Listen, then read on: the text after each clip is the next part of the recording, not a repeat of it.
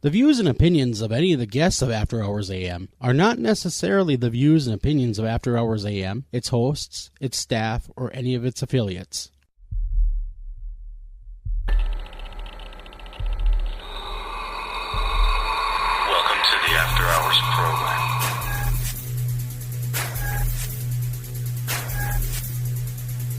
Are you ready?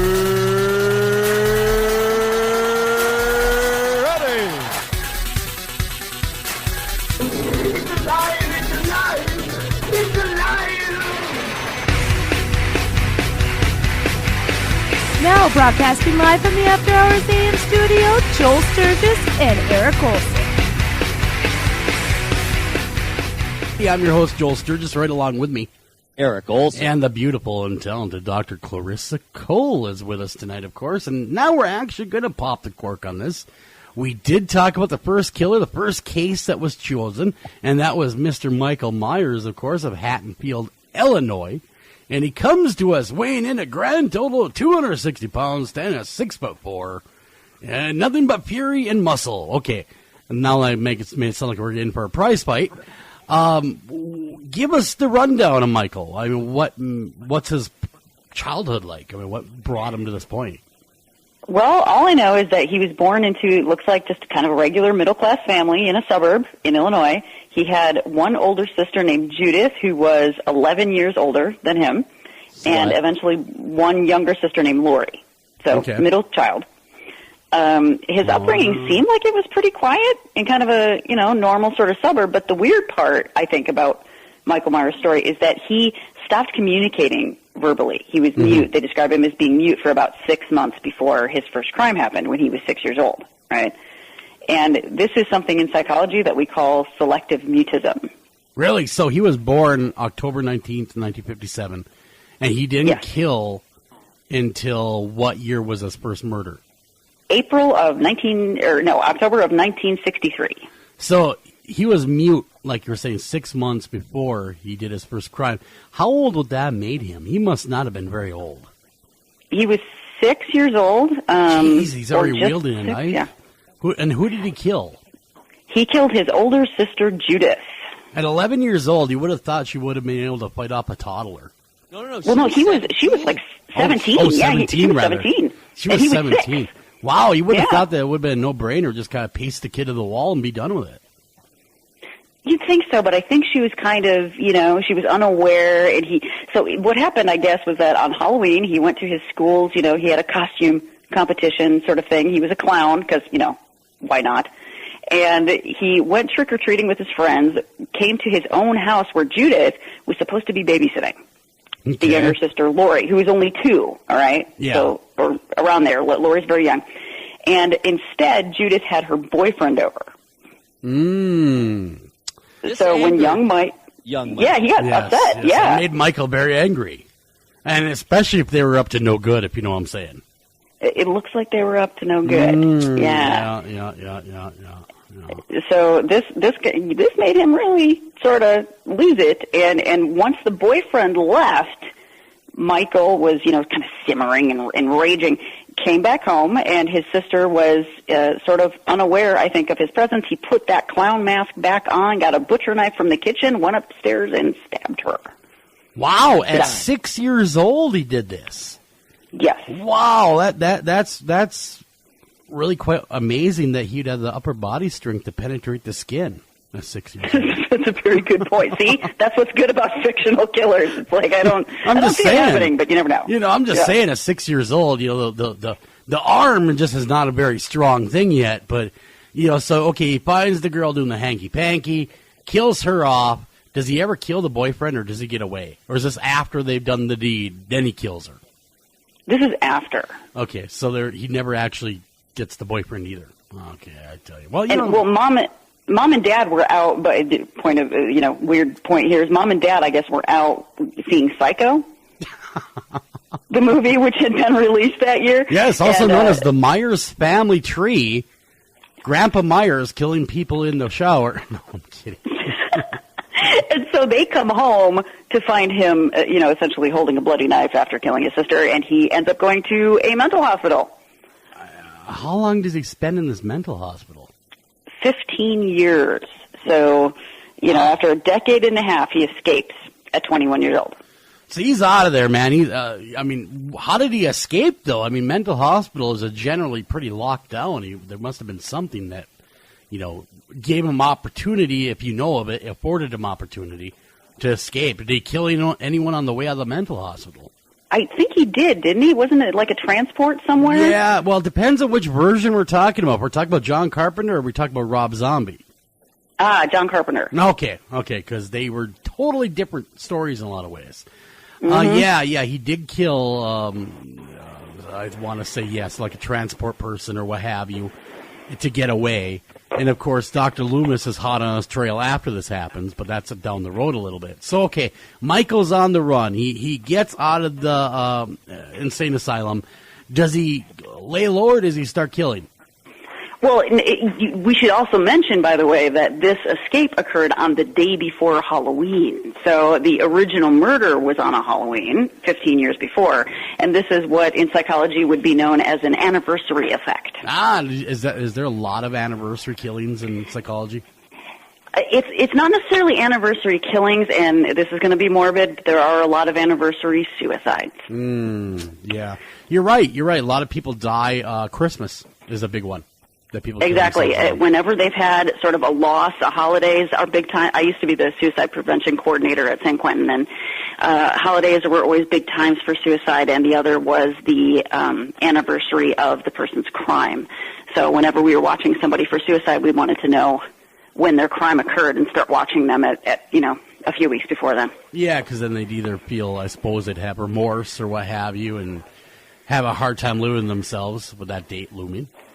That's exactly right. But Michael Myers... No, he don't care. No, Mikey don't care. He had no problem with it. No, Mikey likes to kill. He does. So he escaped, and then depending on which movie you're watching at this point, not just the first one, he goes on a full-on spree of killing. Yeah, well, he had quite a body count in that movie. Yeah. It was pretty graphic. I think was it 15 in the first one? Let me go to Google. I don't think it was that many. It was basically Laurie's, who is now grown up, and we did not know in that first movie that Laurie Strode was in fact his sister. We didn't learn that till later Here on. is the dossier of who Michael Myers killed while he was on a spree. In Halloween 1? In Halloween 1, John Carpenter film. Judith Meyer, stabbed to death after her boyfriend left. A mechanic, stabbed to death by Michael Myers. On-screen death, no. He needed a vehicle, so he killed him to get it. Okay, he kills, get this, number 3, and I find this totally appalling, a stray dog. But then he ate it. Corpse was discovered by Dr. Loomis and the sheriff's department in the empty Myers home. Oh my! Then he killed Lester. The Wallace's dog by strangling it. He had a hatred of dogs, evidently. It would appear. He was not a canine lover. It was in the back of the garden trying to warn Annie Brackett and protect his owner from Michael, but Michael took it upon himself to strangle the dog. I was just gonna say that I don't think it's a hatred of dogs. The biggest reason that people that commit crime kill dogs is to not be discovered. Well, yeah, because they're the early warning systems. The dog starts barking. What are you gonna do? Let it bark or throw a stake at it or kill it? Yeah, they're dangerous. They are. In the movies, they show them throwing stakes at them. There you go, dog. There you go. That never actually works, by the way. That does not work. So. The dog that is vigilant to protect its family, that does not work. No, it will not chase the stake. It'll chase you, but not the stake. By the way, I had an interesting conversation with Steve Asher last night about me eating an eyeball, but that's a whole other story. Well, I have done that too. That's odd. Yeah, it was a beef eyeball. A what? A beef eyeball. It was a cow eyeball. How was it? It was really kind of like a grape. Yeah, mine was a pork eyeball. Yeah, so it was in Texas, and it was a rite of passage that this particular Texas steakhouse, and I know I was told I went over the line last night with the story, so I will not give a gory detail, but it wasn't as bad as it looks. I would agree with that. Yeah. Mine was not as bad either. I'll tell you, I have not done that. I've eaten sheep gonads. Well, that's high mountain oysters. That's what that Exactly. is. Yep. Exactly. Yep. But anyhow, And did you know that Errol Flynn's first job was, they used to have to do this manually. The quickest and most sanitary and supposedly least painful method of castrating sheep was to bite them off. what? You just walk up there, your choppers, and start going to town on them? Errol Flynn's first job was biting the gonads off sheep. No way. Can you Way. imagine having that job? What do you do? I'm a ball biter. I mean, jeez. All right, so do you want to be one of the most famous and handsome men in Hollywood, or do you want to keep biting the balls off sheep? Let me think about that for a minute. I do like the perks. I think I'll grow the mustache and become a pirate. I do like the perks of biting the balls. But, I really want to become a pirate. Let me weigh that one Yes. for a minute. Okay, I'll become a pirate. Okay, Addie Brackett, she died at the hands of Michael Meyer. Her throat slashed with a butcher knife, of course.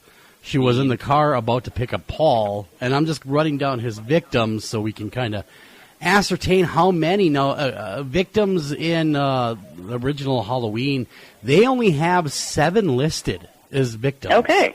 And so, really, that seems like a really light body count compared to, like, a Jason Voorhees. Mm-hmm. Where that's Yeah, the I whole agree. movie is nothing but one big, kill fest. Well, one of the big reasons, one of the big citations of all of the various critics who love the movie. I mean, that's one of the best reviewed horror movies ever, of the original Halloween, and that was one of the things that they cited was the relative lack of body count, and it was relatively bloodless.